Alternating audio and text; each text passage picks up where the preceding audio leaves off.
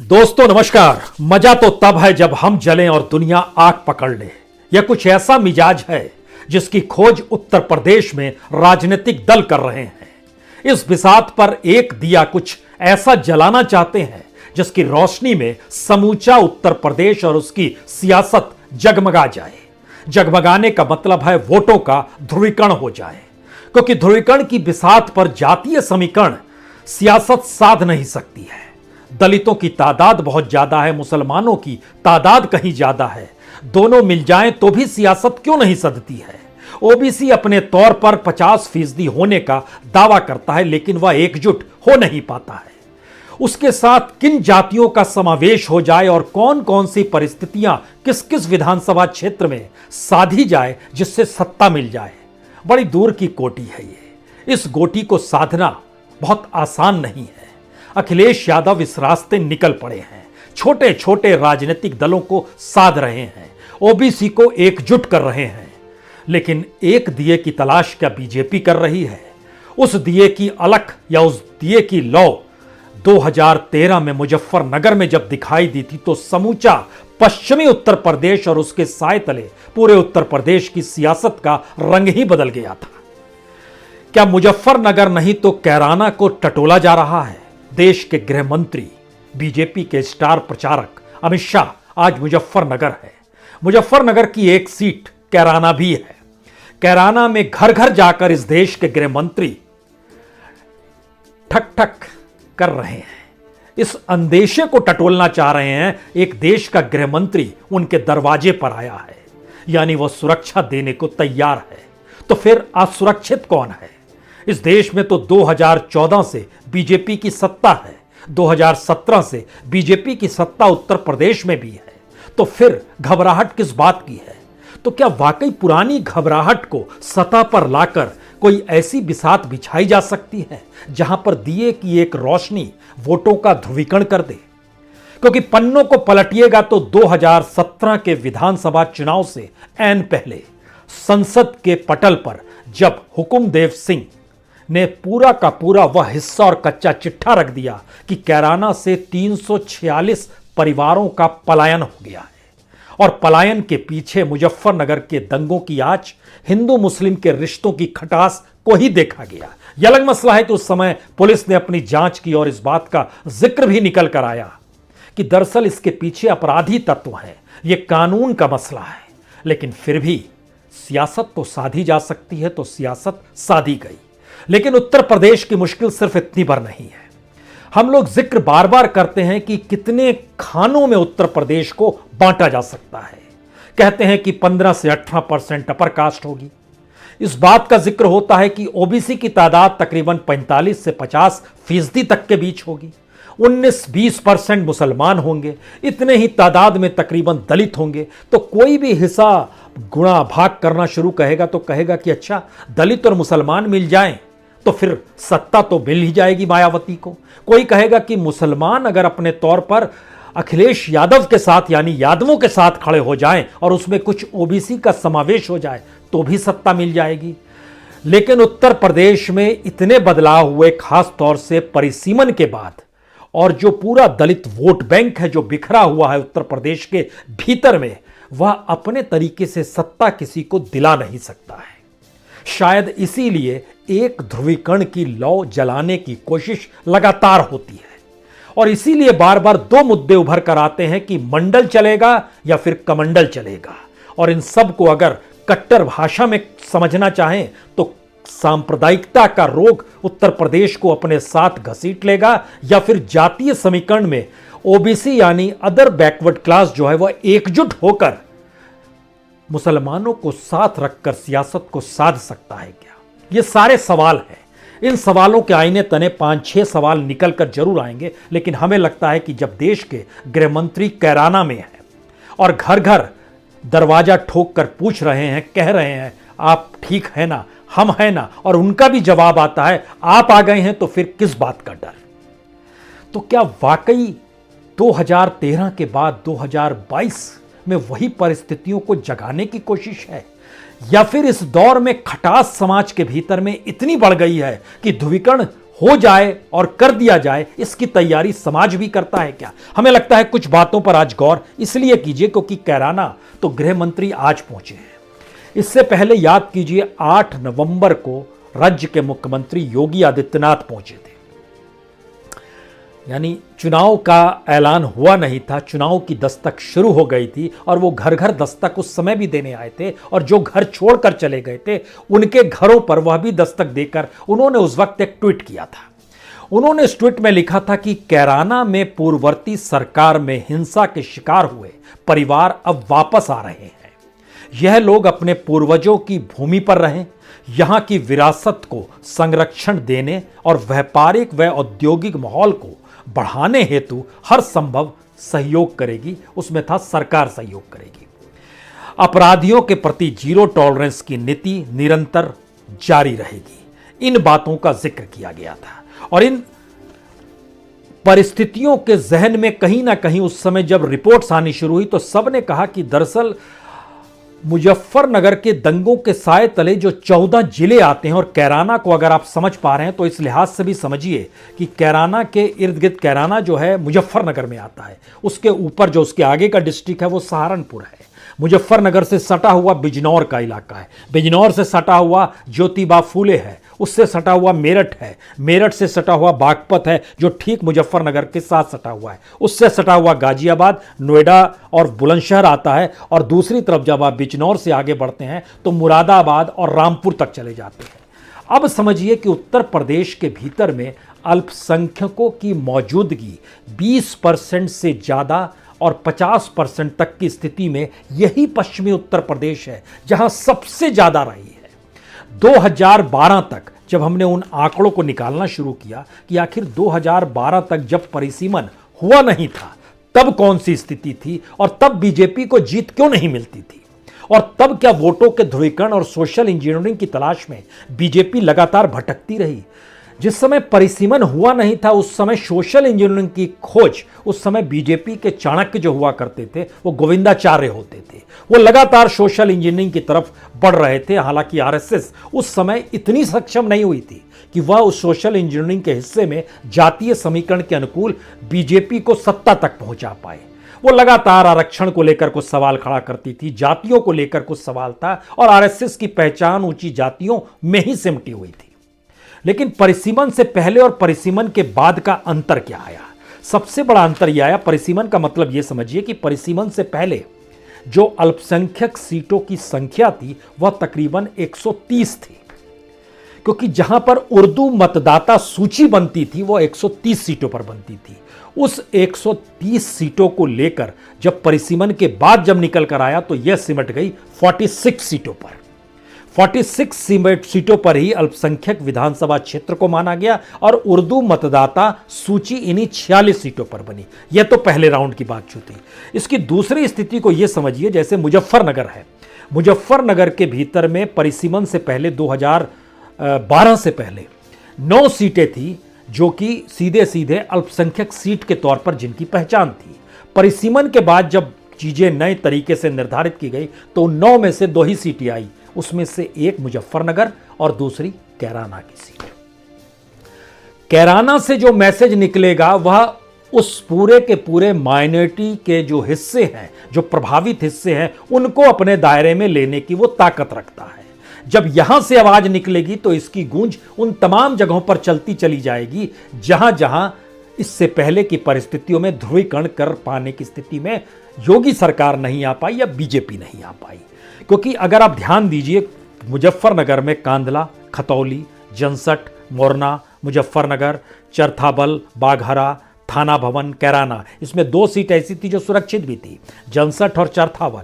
लेकिन परिसीमन के बाद सिर्फ कैराना और मुजफ्फरनगर ही अल्पसंख्यक सीट के तौर पर नजर आई। इसके साथ जब आप सहारनपुर को देखते हैं तो सहारनपुर में भी देखिए नाकुर, सरसावा, नांगल, देवबंद, मुजफ्फराबाद, हरोरा, सहारनपुर, ये 7 सीटें थी जो कि अल्पसंख्यक क्षेत्र के तौर पर, विधानसभा क्षेत्र के तौर पर निर्धारित थी। लेकिन परिसीमन के बाद 3 सीट नई सीट बनी, सहारनपुर नगर, सहारनपुर तो थी, और तीसरी सीट बनी गंगो, यह जो 3 सीटें थी ये अल्पसंख्यक क्षेत्र। इसी तरीके से पूरे इलाके में जो काम हुआ, जिस रूप में भी चीजें हुई, उसने 2 बातों को निर्धारित कर दिया कि माइनॉरिटीज के वोट बैंक इससे पहले जो एकमुश्त एक दिशा में चले जाते थे, वो अगर विधानसभा क्षेत्र के लिहाज से बट जाए तो उसमें एक समावेश चाहिए।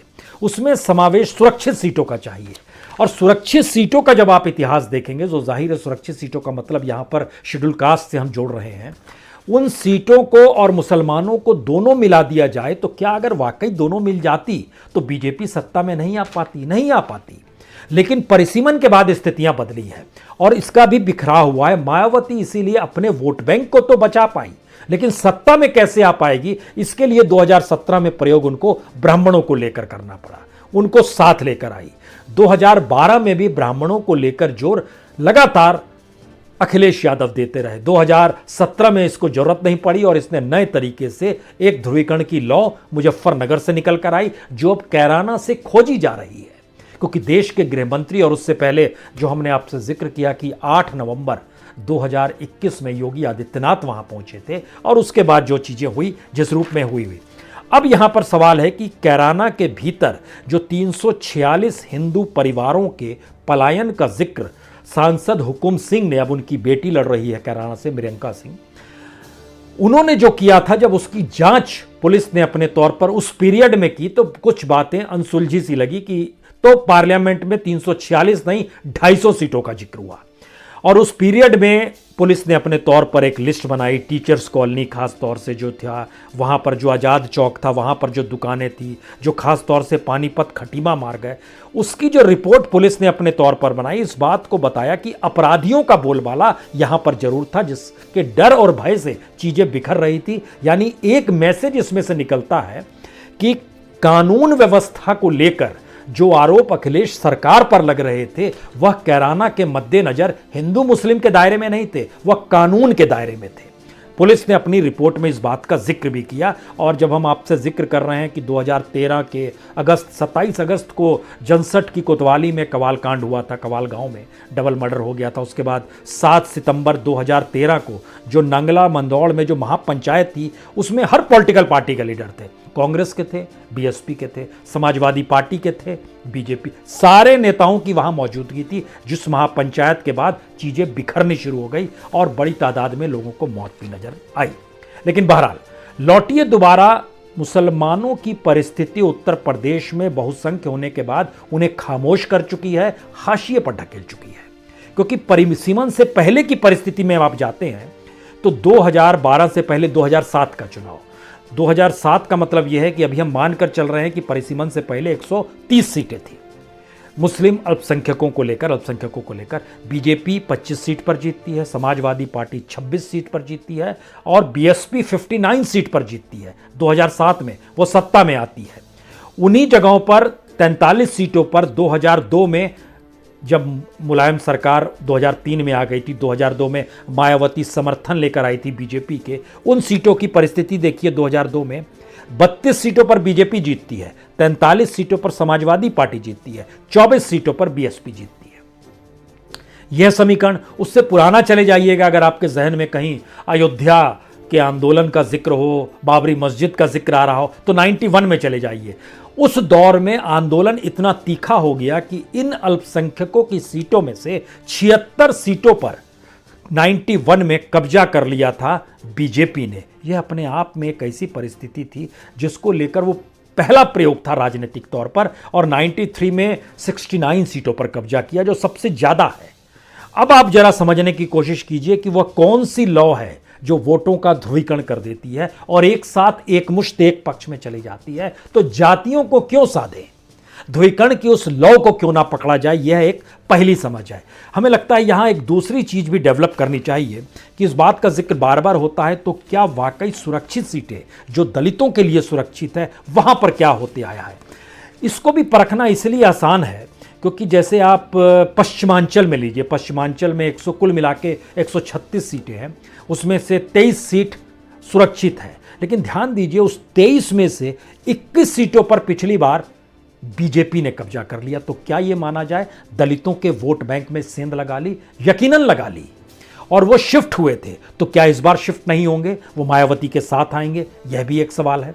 लेकिन 2012 में जैसे ही आप जाते हैं, जब अखिलेश की सरकार थी, उस पीरियड में आइएगा तो बीजेपी को एक भी सीट पश्चिम उत्तर प्रदेश में जो सुरक्षित सीट है, एक भी सीट नहीं मिली।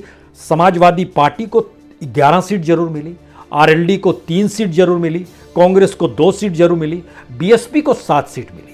यानी बीएसपी अपने बूते सिर्फ दलितों को साथ रखकर नहीं जीत सकती है।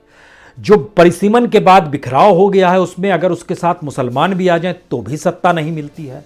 समाजवादी पार्टी की भी कमोवेश यही स्थिति है, क्योंकि जब आप पश्चिम का जिक्र कर रहे हैं तो हम आपको पूर्वांचल लिए चलते हैं, जहां पे अखिलेश यादव कह रहे हैं और समाजवादी पार्टी कहती है हम बड़े मजबूत हैं। वहां पर योगी आदित्यनाथ चुनाव लड़ रहे हैं, तो दूसरी तरफ ओबीसी की तरफ से स्वामी प्रसाद मौर्य भी कुशीनगर में पहुंच गए हैं। ये सारी परिस्थितियां बताती हैं। लेकिन जैसे ही आप सुरक्षित सीटों पर आते हैं, वहां की जो पूर्वांचल की जो 130 सीट है, उसमें से 27 सीट सुरक्षित है। उन 27 सीटों में से 16 सीटों पर बीजेपी ने कब्जा पिछली बार किया था, लेकिन 2012 में सिर्फ 2 ही सीट पर कब्जा कर पाई थी। समाजवादी पार्टी ने अपने दौर में 19 सीटों पर कब्जा कर लिया। 2 मैसेज बहुत साफ है। जो सत्ता में आ रहा होता है वह अल्पसंख्यक समुदाय वाली सीटों पर और दलित वाली सुरक्षित सीटों पर है, वहां पर उसका वर्चस्व नजर आने लगता है। और यह दोनों सीटें बड़ी मायने रखती है, जो कहीं ना कहीं किसी ना किसी रूप में जो भी दल जीतता है परिसीमन के बाद, इन दोनों को जब आप जोड़ते हैं तो वह संख्या 50 तक पहुंची जाती है। लेकिन इसमें बीजेपी का योगदान कैसे होगा? दलितों के वोट बैंक को लेकर 2017 में उसे सफलता जरूर मिली। अल्पसंख्यक समुदाय पे वो सफलता का रेंज और बड़ा है। तो क्या इस दौर में ऐसी लकीर खींच सकती है? क्योंकि अल्पसंख्यक समुदाय से जुड़ी हुई जो 46 सीटों का जिक्र है, उन 46 सीटों को वो गंवाना नहीं चाहेगी, और वो पश्चिमी क्षेत्र में ही है। क्योंकि पश्चिमांचल की सीटों को जब हम आपको बताना चाह रहे थे, जिसमें खास तौर से परिसीमन के बाद की स्थितियों का जिक्र कर रहे थे, और ये सवाल था कि 46 अल्पसंख्यक विधानसभा सीटों पर जो उर्दू मतदाता सूची बनी है, उसमें बीजेपी तमाम सीटों पर इसलिए जीत जाती है क्योंकि वोटों का जैसे ही ध्रुवीकरण होता है तो वह सेंध लगाने की स्थिति में रामपुर तक पहुंच जाती है। रामपुर, जहां पर एक वक्त में 90% तक आज़ादी के बाद लोग रहे हैं, मुस्लिम समुदाय के लोग, और वो बहुसंख्यक तबका वही था। हमें लगता है एक डाटा आपको और यहां पर बताना चाहिए। इस डाटा का बड़ा महत्व है। जैसे इसको इसलिए भी समझने की ज़रूरत है क्योंकि अगर आप ध्यान देंगे तो जैसे रामपुर की सीट है, वहाँ पर 3 सीटें अभी भी अल्पसंख्यक सीटें मानी जाती हैं, स्वार, चमरौवा और रामपुर, जबकि इससे पहले 4 सीट मानी जाती थी। संत कबीर नगर में अभी एक ही सीट है खलीलाबाद की, लेकिन पहले 3 सीट मानी जाती थी। मऊ और आजमगढ़ के इलाके में पहले 3 सीट थी, अब एकमात्र एक ही सीट बची है मऊ। गाजियाबाद के इलाके में पहले 4 सीट थी, अब एक ही सीट बची है गढ़मुक्तेश्वर। इसी तरीके से तमाम जगहों पर जो कुछ जिले उसके दायरे में आते हैं, उसमें सहारनपुर है, मुजफ्फरनगर है, बिजनौर है, मुरादाबाद है, रामपुर है, मेरठ है, गाजियाबाद है, अलीगढ़ है। ध्यान दीजिए, ये सारी चीज़ें प्रभावित कर रही हैं इस कैराना के इर्द गिर्द की। इसके आगे जब आप निकलते हैं तब आप दूसरी दिशा में जाते हैं। संत कबीर नगर, मऊ, बहरेइच, अंबेडकर नगर, कानपुर नगर, लखनऊ, शाहजहांपुर, बरेली, आप उस दिशा में चले जाते हैं। लेकिन ये सारी चीज़ें बतलाती हैं इसका प्रभाव पड़ेगा। तो कैराना का महत्व कोई छोटा नहीं है। और वोट बैंक की परिस्थितियों ने कुछ सवाल उत्तर प्रदेश के भीतर खड़ा किया, उसमें 4-5 सवाल बड़े महत्वपूर्ण हैं। सिर्फ दलित और मुसलमान अगर एकजुट भी हो जाएं तो भी आपको वोट जो है वह किसी भी हालत में 38% होने के बावजूद भी वह वोट परसेंटेज इतना बिखरा हुआ है विधानसभा क्षेत्र में कि आपका वोट परसेंटेज 25% से ऊपर निकलना मुश्किल हो जाएगा, सिर्फ आप दोनों के मिलने से। ओबीसी के साथ अगर मुसलमान भी एकजुट हो जाए तो फिर सत्ता पक्की है, लेकिन उससे पहले गारंटी लेनी होगी कि ओबीसी एकजुट हो रहा है। खास तौर से हम मानकर चलें एकजुटता का मतलब लगभग 60 से 70% होता है। यह एकजुटता भी दिला देगी। ना दिला पाने पर इसीलिए अखिलेश यादव लगातार सोच रहे हैं कि मुस्लिम एक मुश्त उनके साथ आएगा और ओबीसी में नेता जो बीजेपी से निकल कर आए वह साथ खड़े हो जाएं तो फिर उसके लिए आसान हो जाएगा। और शायद इसीलिए कैराना की जरूरत पड़ती है कि इसमें सेंध इस रूप में लगाई जाए, क्योंकि ओबीसी के भीतर जिस आइडेंटिटी की खोज ओबीसी कर रहा है वो सत्ता पाने की है। दलितों में अपनी आइडेंटिटी अभी भी न्यूनतम जरूरतों से जुड़ी हुई है और अपर कास्ट अपनी आइडेंटिटी ओबीसी के सामने खोने को तैयार नहीं है। मुसलमान इस दौर में हाशिए पर जा चुका है। उसकी खामोशी और उसका छितराया हुआ विधानसभा क्षेत्रों का वोट बैंक इस बात का एहसास कराता है कि वो सत्ता के भीतर सत्ता परिवर्तन की दिशा में तभी योगदान दे सकता है जब वह चुन ले कि उसे किसके साथ जाना है, और वह भी एकजुट हो जाए, जबकि मैक्सिमम फ्लोटिंग वोट मुस्लिम समाज के भीतर ही रेंगते हैं। ये सारे सवाल जब निकल कर आते हैं तो इसमें फिर 4 सवाल आते हैं। अपर कास्ट की भूमिका अकेले कुछ नहीं, दलितों का प्रभाव अकेले कुछ भी नहीं, मुसलमानों का प्रभाव अकेले शून्य है, और ओबीसी की एकजुटता सियासत का नया रंग है। इसी नए रंग ने स्थितियां पैदा की है जिसमें कैराना नए तरीके से देखा परखा जा रहा है, और ये एक सवाल हो चला है, क्या वाकई मुजफ्फरनगर के आगे कैराना खड़ा हो गया है और 2022 की परिस्थितियां धीरे धीरे ऐसी बन रही है जो उत्तर प्रदेश के भीतर में बीजेपी के लिए खतरे की घंटी है, क्योंकि अगर इसे जागृत नहीं किया तो उसके लिए मुश्किल है। लेकिन हमें लगता है इन तमाम परिस्थितियों से हटकर पहली बार सवाल उत्तर प्रदेश के वोटरों की परीक्षा का है। वह क्या चाहते हैं, किस रूप में चाहते हैं? पारंपरिक परिस्थितियां लौट आएंगी या नई परिस्थितियां बन जाएंगी? नई परिस्थितियों का बनने का मतलब शायद ऐतिहासिक परिणाम आने वाले हैं। पारंपरिक परिस्थितियों का मतलब यही है, आपको नजर आते रहेगा, हाँ योगी और अखिलेश में टक्कर हो रही है। यह एक पारंपरिक परिस्थिति है। तो नई और पुरानी और पारंपरिक परिस्थितियों के बीच फंसिए मत, सिर्फ देखते चलिए, उस हलचल को महसूस करते चलिए कि इस देश में दिल्ली से निकलकर सियासत उत्तर प्रदेश के किस किस दरवाजे को ठकठकाती है, और उसके बाद समाज के भीतर कौन सी प्रतिक्रिया की शुरुआत होती है। बहुत बहुत शुक्रिया, बहुत बहुत शुक्रिया।